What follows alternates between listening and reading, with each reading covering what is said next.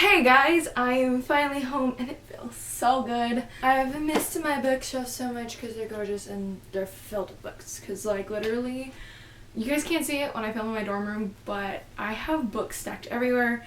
My shelf is completely full. I have books stacked up like on the edge of my desk, like right by my bed, and I have books stacked underneath my desk. I have too many books. Anyways, it's Christmas Eve and tomorrow's Christmas, so who wouldn't be excited? But, you know, I'm having a little dilemma here because it's Christmas Eve and I want to be festive, but it's like fucking 77 degrees in Texas. Like, this isn't winter.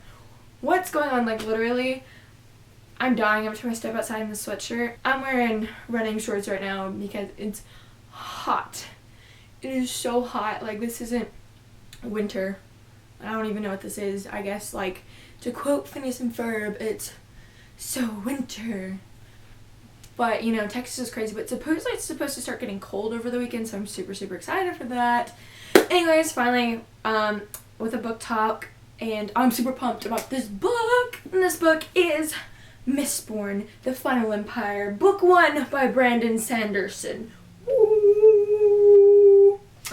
I have finally finished this. I don't know about all of you, but those of you who are friends with me on Goodreads probably have noticed for like 2 years at this point now, I've had this book marked as currently reading, and that is because 2 summers ago when I first went to go stay with my aunt, I met my cousin-in-law. I'd never met him before. I met him at my grandma's funeral, but I didn't really talk to him. I never met him before. He's a super cool dude, though. And I got to hang out with him and my cousin and their little baby, and he's like the cutest little thing ever. And my heart melts because I'm not there, and apparently he still remembers me, and it makes me so happy. So I gotta wait till July so I can go see little Zachy again. Anyways, back on topic. He gave me this book because we were talking about books, and I want to be a writer, and he's a writer. And we were just talking about all this fun stuff. And before I left, he gave me this book, and he's like, this is my favorite book, my favorite author. He's like, I hope you like it.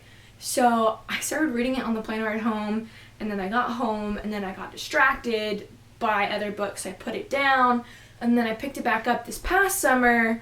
After I went back, I started reading it on my flight home again this past summer.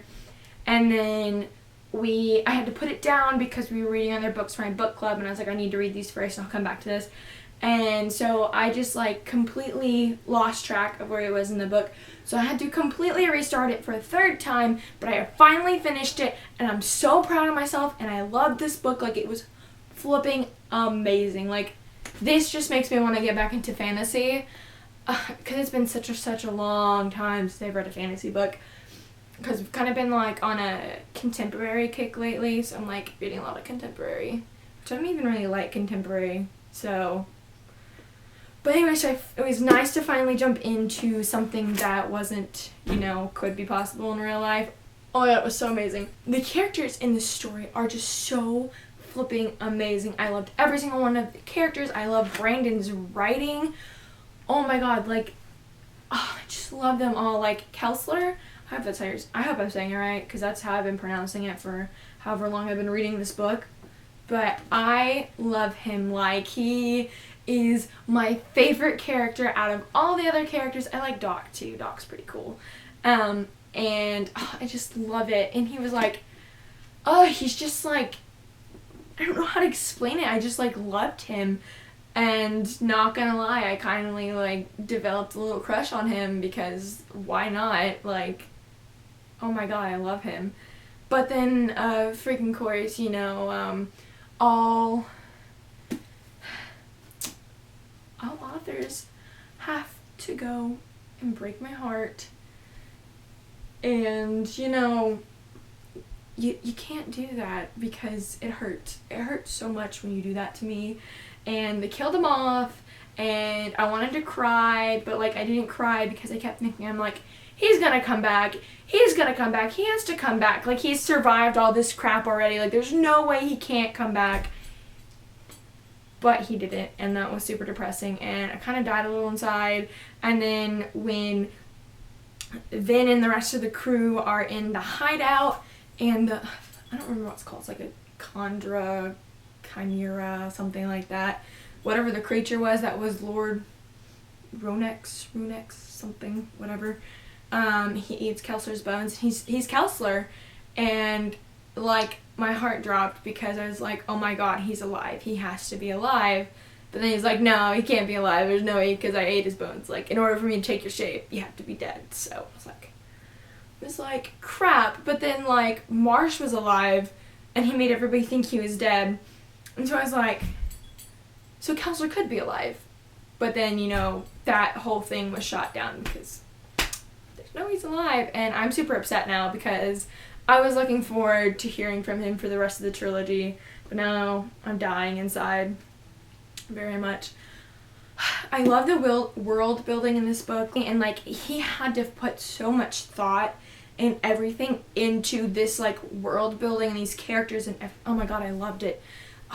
And like this book, like, it kept me on the edge of my seat the entire time because I didn't know what was gonna happen. Like, I was like, oh my god, what's gonna happen next? And then it blew my mind, and it was like the best thing in the entire world. And I just feel like this is making no sense because I can't really form coherent words and like express my thoughts and opinions on this. Like, this is such an amazing book. Like, literally, if you like fantasy, you have to read this. Like, it's so flipping good. I loved Vin. I love how you get to see her transform throughout the book from the quiet little street urchin that doesn't talk, kind of makes herself as small as she possibly can so you don't notice her, to this kick-ass Mistborn who goes out and fights full-fledged Mistborns who have a lot more training than she does and kicks their ass and can pretend to be a noble woman and all this stuff. Oh my gosh, I just love how, like, when you first see her, she's in trousers and a t-shirt and she's kind of dressed like a boy to hide the fact that she's female. And, like, you would think, like, when they give her a bath and she doesn't like the scents in the bath, but that's what noble women do, how she doesn't like that. And then, like, towards the end of the book you go and she, like, actually enjoys wearing the ball gowns and she enjoys the perfumed bath water. She's just like, oh, she's so kick butt and I love her. And then Ellen Ventura, I'm pretty sure I'm butchering these names really, really bad, but I don't even care. He is so cute. He's like this dorky little puppy and I love it. Like, he's another one of my favorite characters. And the fact that him and Vin are together, like, makes me so happy. Like, you don't understand. Like, they're definitely an OTP at this point. I can't wait to read more about them in the next book. Oh my god, like, I'm just so fangirly, I don't know what to say. I just love this book. Like, it's absolutely amazing, and you're crazy if you haven't read this yet. Totally freaking worth it. Like, you'll love it, and, like, I'm just, because, like, they managed to do what they planned to do by the end of the first book, so it's like, oh my god, really? And then you think that'd be the end, like, it would just stop. Like, it could stop, it could be a standalone, but now, like, the plot is moving on to the second book, like, and everything that happens afterwards, and I'm just so excited because now you know there's going to be repercussions as to what happened in the first book, and it's just, oh my god, and I'm just so excited. Like, I can't control myself. I need to finish this series. I need all of the books, and, like, Brandon Sanderson has 2 new books coming out for the series next year, so I'm super pumped because I need to get caught up. And, like, can they turn this into a TV show? Because I'm pretty sure this would be a bomb-ass TV show. Like, I don't think they should turn it into, like, a TV show where it runs live, because some of those aren't that great. Like, I mean, Shadowhunters, I'm really holding up hopes for this because the movie flopped. So I'm hoping the show is, like, bomb. And from what I've seen, it looks like it's going to be great. But can they turn this into, like, a Netflix original or something? Because, like, how freaking awesome would that be? Like, oh my god, I can just imagine it now. I understand I'm kind of late on the bandwagon for this because, you know, it blew up when Peru's Project was reading it and she was telling everybody to go read it. And then Booksplosion ended up doing it for their book of the month a couple months ago, and so everybody read it, and I didn't realize that those books were in this book until, like, I started reading it. I was like, oh my god, they're the same book. So yeah, so let me know down below, like, what you thought. Like, oh my god, like, I just don't even know how to, like, do anything.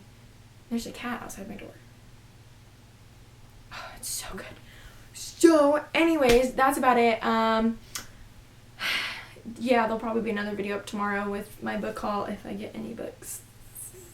Yeah, so I'm gonna stop ranting now because I'm just like so happy and it's Christmas, so I get to open all my presents. I will see you guys next time with a book talk Top 5 Wednesday. Alright, tag me. Until then, I'm Chrissy. Goodbye. I'm wearing shorts